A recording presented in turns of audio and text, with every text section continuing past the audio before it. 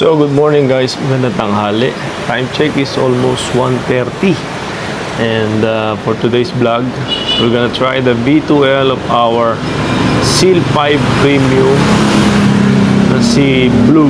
So gagamitin natin siya for our aircon, which is the 1.5 horsepower na nakakabit doon. Sasaksak natin siya doon sa ating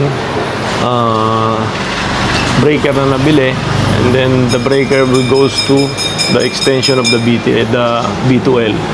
Tignan natin kung gagana siya. Nabasa naman natin na kapag 1.5 horsepower inverter kind of aircon is kayang-kaya niyong patakbuhin kasi meron lang siyang 900 to 1,500 watts na kuryenteng kayang ipasok. So kaya ni Blue yun, kaya niyang patakbuhin yung aircon. So ngayon susubukan natin guys. So tanggalin mo natin yung car cover, then ready lang natin yung mga dapat natin ready, then I'm gonna show you.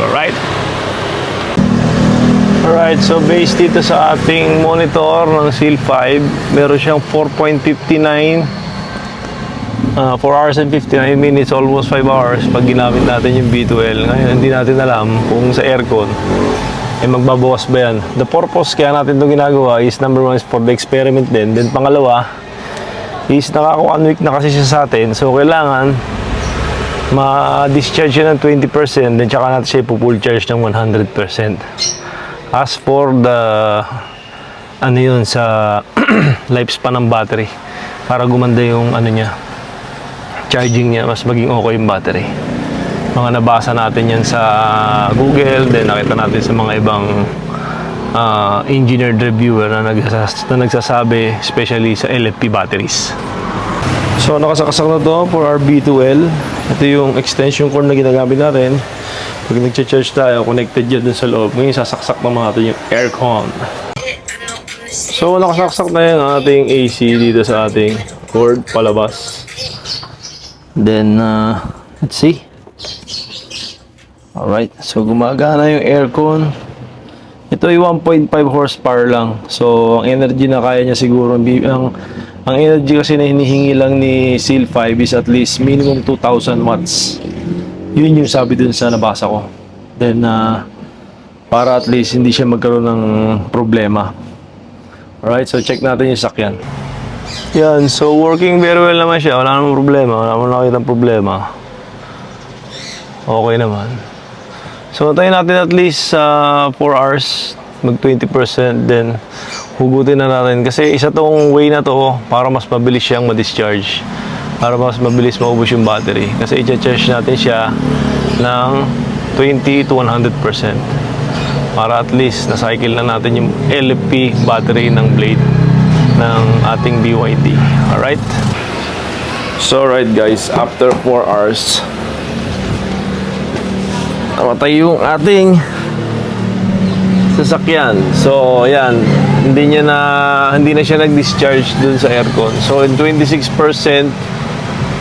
hindi niya na pinatakbo yung aircon, nagkusa siya, namatay. Ayan. So nakasaksak pa rin yung aircon natin, pero hindi natin siya tinatanggal. Nga lang, bigla nag-automatic shutdown sa aircon. Pero gumagana pa rin to, itong si BYD Seal. So after 4 hours na nakasaksak. Pero meron pa rin siyang remaining na 5 hours kung hindi mo gagamit yung aircon. Siguro kung gagamit ka ng ibang electricity like electric fan, babawas pa yan.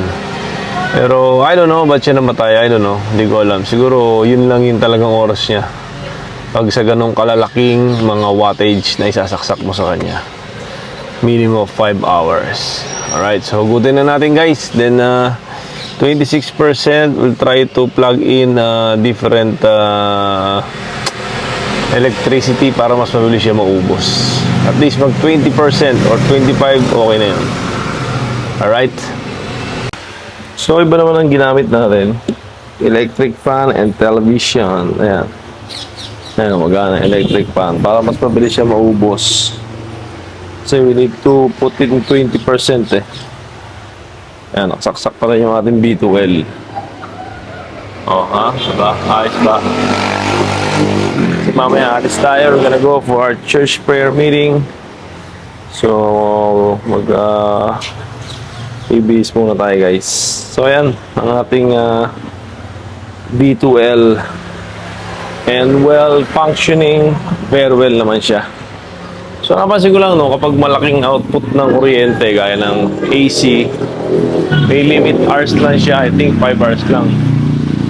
Pagkukusang magka-turn off siya. Kasi nga, siguro dahil sa mababa na yung battery, it's 25% running now.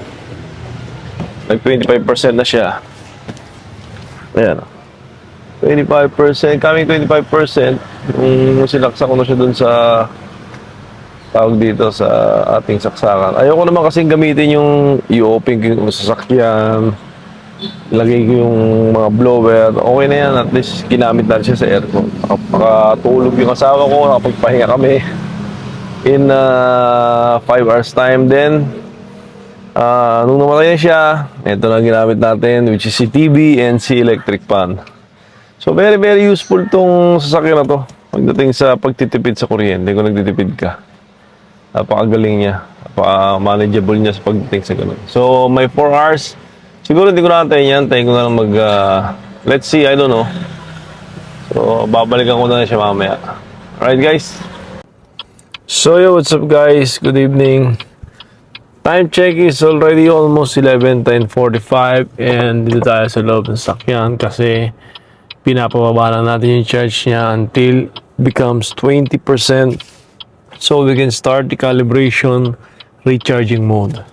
So gagawin sa kanya, we're gonna make it like 20 until 95% lang. So now it's already 21% and antayin lang natin siya at least mag 20 or 19. Then nanonood lang tayo dito kung ano na pinapanood sa YouTube. Wala tayong volume kasi baka ma-copyright. So gonna get back to you guys pag once na charge ko na siya. While nag-start na siya mag 20%, doon na siya sasalpak. Alright guys. So it's 20% na siya and let's do the charging. Let's go. So guys, charging na siya and it will took around 8 hours and 30 minutes to perfectly become a 95 or 100. I don't know which it will be. So ayan guys, nag-charge siya.